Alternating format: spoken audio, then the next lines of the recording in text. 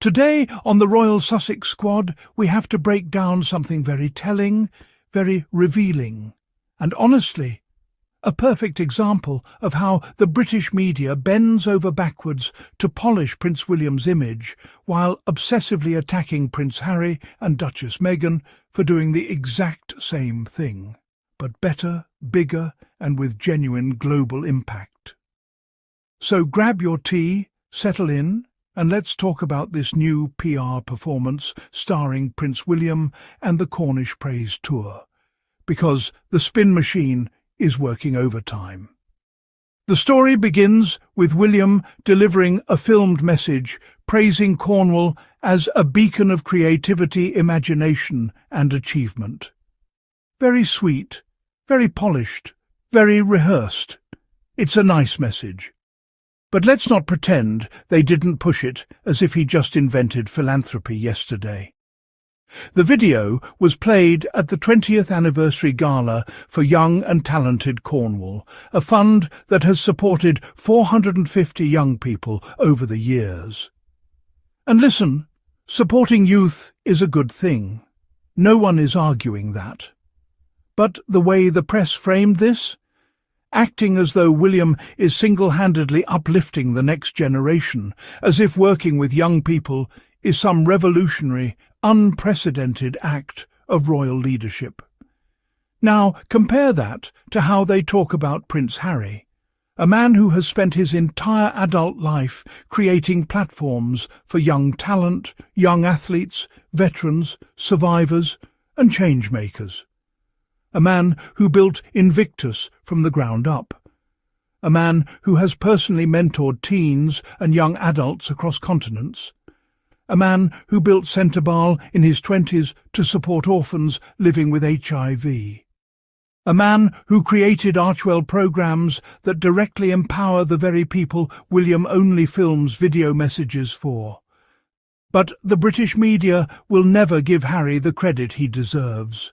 They will never highlight his real impact because they're too busy propping up William's PR puff pieces, like this overly dramatic rollout about a road William coordinated. Let's get into that part. Because the media is acting like William descended from the heavens with a golden shovel, personally paving a road for Mousehole Football Club. The truth is simple. A group of businesses donated time and material. They built a road. William's office coordinated, sure, but the way the press frames it, as though this man solved world hunger. He found companies to fix a pothole problem, something local councils should have done years ago. But again, watch the contrast. When Meghan launched her own charity cookbook with the Grenfell survivors, a project that raised millions and changed lives, she was called manipulative. When Harry and Meghan secured support for Afghan refugees, domestic violence shelters, community gardens, they were accused of competing with the monarchy. When they donated to community centres, youth programmes, winter relief shelters, the same tabloids said they were attention-seeking. So Prince William gets praised for coordinating the construction of a road. But Harry and Meghan get dragged for creating multi-million-dollar initiatives that reach global audiences. Make it make sense. Let's be honest, this story is pushed now because the palace needs good William press. They need a distraction from his awkward public perception, the laziness allegations, the endless controversies, and the glaring contrast between him and Harry's global influence. Harry thrives on international stages, while William gets headlines for posing with a football coach and coordinating asphalt. Speaking of the coach, Neil Warnock, he joked about taking a selfie with William, calling him a fan. Harmless joke, cute moment. But the press will milk that image for weeks to make William seem relatable and charming. Yet when Harry meets celebrities, world leaders, activists, the media screams, he's desperate. He's chasing fame. He's trying to stay relevant. It's the hypocrisy for me. Now, let's talk about the deeper layer. The British media wants William to be seen as a future king who connects with young people. But connecting means more than filming a message or doing occasional visits. It means being present, being consistent, and building real relationships over time. Harry does that, naturally, authentically, without the need for scripted videos or palace PR handlers. His emotional intelligence is real, not manufactured. Meghan does that, beautifully. Whether she's talking with students, supporting young women in education programs, or mentoring girls who look up to her. Meghan shows up. She listens. She invests in people's lives. So, when I see the press exaggerating William's involvement in a local road project to make him appear transformational, I honestly laugh. Because if a road is all it takes to get this level of praise, imagine the global standing ovation Harry and Meghan would receive if the media were unbiased. But we all know the truth.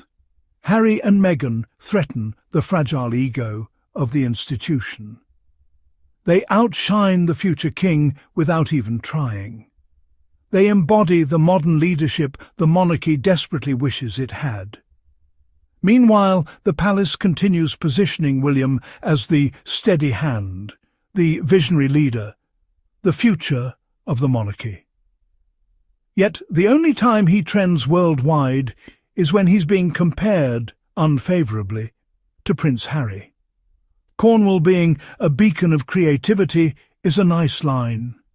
Supporting youth is wonderful. But let's keep perspective.